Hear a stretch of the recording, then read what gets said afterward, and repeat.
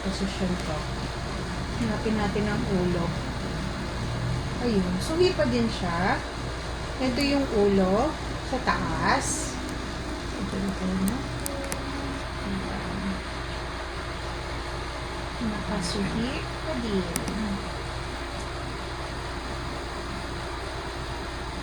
Hindi ko makuha. Ayan.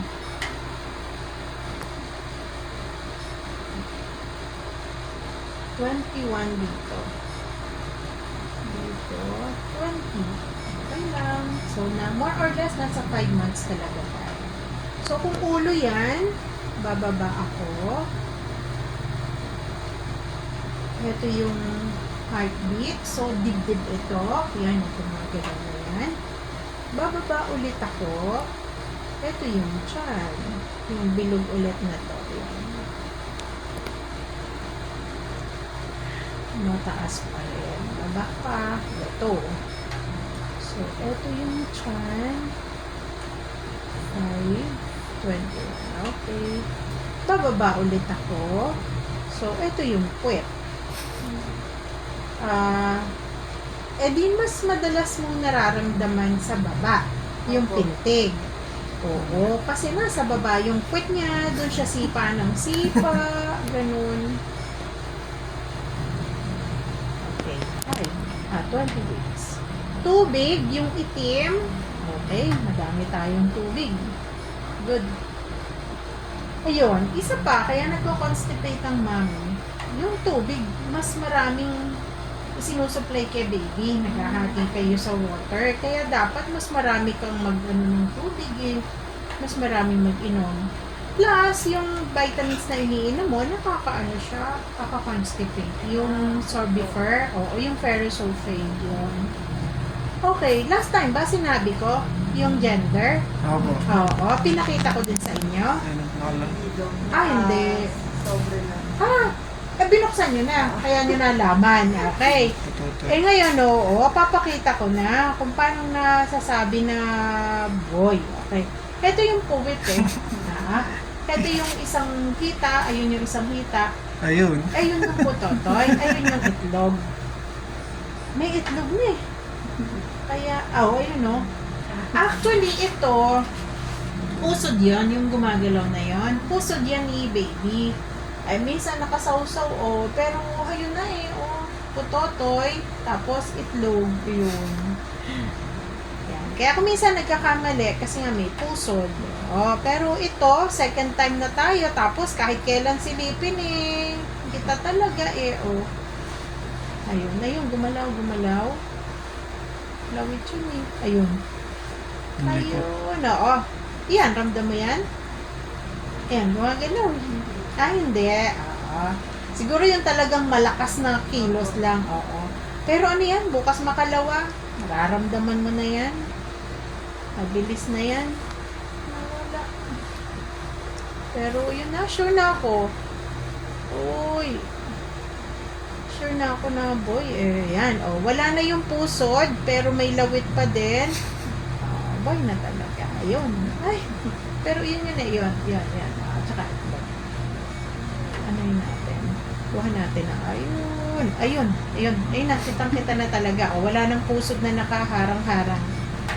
Tapos, sabi natin, suhet. Check natin kung makikita natin ang face dito sa may taas. Nasaan ba?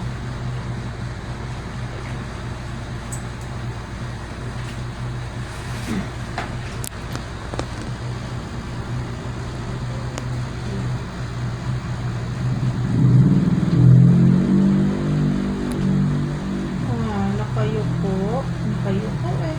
Hindi makikita ang face. Hindi masyado. Baka pagbalik, mas kita na natin. Ito yung buto sa likod. Ito yung batok. Nakayuko siya. Ito yung inunan. Anterior high lying. Normal yung lokasyon ng inunan. Yung mga mayabot yung Sakpa na kita yung mayoma mo. Sa baba. Sa taas. Pagka kasi mayoma, pag nababanat na yung matres, Pero nung last time, bak namili. Sabi mo. oo. Kasi nga, nababanat yung matres. Hanggang lumalaki yung matres, nababanat, hindi na siya masyadong nakikita. Tsaka hindi ginagalaw ang myoma kapag ka buntis. Eh, minomonitor lang siya. Kasi pagka buntis, dapat lumalaki yon. Pag nanganak na, liliit na siya ulit.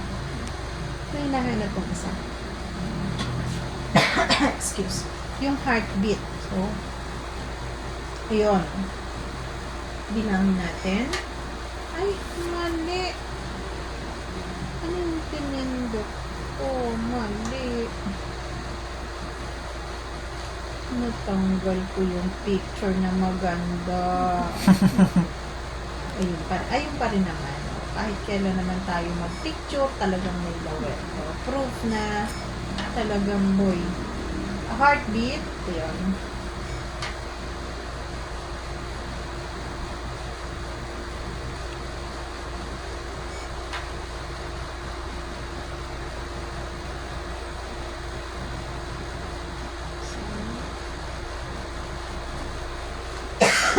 Excuse. Nawala na. Ang likot. Okay.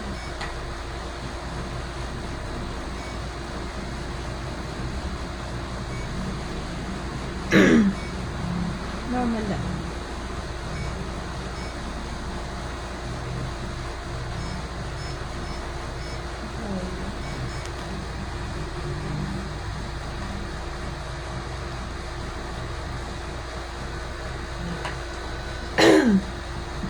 Sa kabuuan, si baby ay nakasuhi kasi nasa taas ang ulo. Okay naman ang ating inunan, okay ang ating tubig, okay ang ating heartbeat. Oh, boy talaga. Oh, kahit kailan, si Dipen, may logo talaga. 20 and 5. So, nasa 5 months talaga. Ito na yung timbang niya. 370 grams. Mahigit 1/4, kulang-kulang kalahating kilo. Okay, ibig sabihin, okay yung edad niya, ay yung timbang niya para dun sa edad. Kasi nasa 20 weeks and 5 days na. Okay, end na natin. Okay.